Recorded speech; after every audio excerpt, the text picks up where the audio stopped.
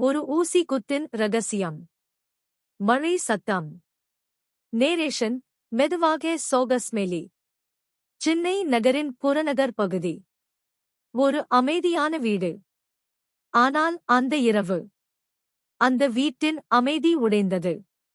62 வயதான தொழிலதிபர் ராமசாமி. அவரது படுக்கையறையில் உயிரிழந்த நிலையில் கண்டுபிடிக்கப்பட்டார். முதல் பார்வைக்கு இயல்பான மரணம். ஆனால் ஒரு சிறிய விஷயம் இந்த வழக்கை முற்றிலும் மாற்றப் போகிறது. போலீஸ் சைரன் மெதுவாக. சி. அருண். உடலில் எந்த போராட்ட தடயமும் இல்லை. கதவும் உடைக்கப்படவில்லை. பாரன்சி டீம் அழைக்கப்படுகிறது. டாக்டர் மீனா, தலைமை பாரன்சி நிபுணர். டாக்டர் மீனா, ஒரு நிமிடம். இடது கையில் ஒரு சிறிய ஊசி குத்தி இருக்கிறது. அனைவரும் அதிர்ச்சி. Late sound. மெதுவான டெக்னிக்கல் பின்னணி. மரண பரிசோதனை ஆரம்பமாகிறது. இரத்த மாதிரி, திசு மாதிரி அனைத்தும் ஆய்வு செய்யப்படுகிறது. ரிப்போர்ட் வெளிவருகிறது. மெதுவாக செயல்படும் நரம்பு விஷம். இந்த விஷம் மருந்து கடைகளில் கிடைக்காது. மருத்துவ ஆராய்ச்சி லேப்களில் மட்டுமே. சிசிடிவி காட்சிகள் பார்க்கப்படுகின்றன. கடைசியாக வீட்டிற்குள் சென்றவர் ராமசாமியின் மகன் கார்த்திக். அந்த இரவு 8:45 PM. அடுத்த நாள் காலை தந்தை இறந்த நிலையில். போலீஸ் விசாரணை.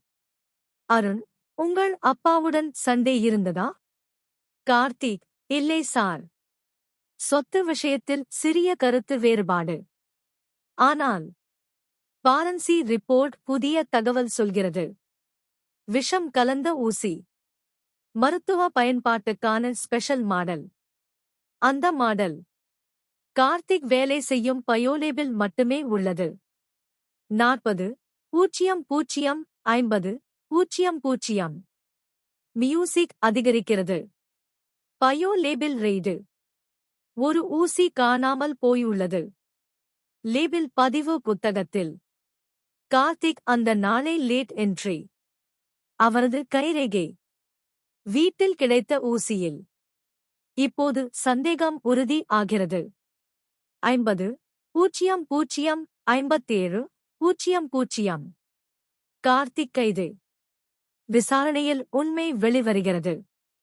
அப்பா சொத்து அனைத்தையும் ஒரு அறக்கட்டளைக்கு எழுத முடிவு செய்திருந்தார். கோபம், பேராசை ஒரு மகனை கொலையாளியாக மாற்றியது. 57:00:60:00. Climax moral. நீதிமன்ற தீர்ப்பு. கார்த்திக், ஆயுள் தண்டனை.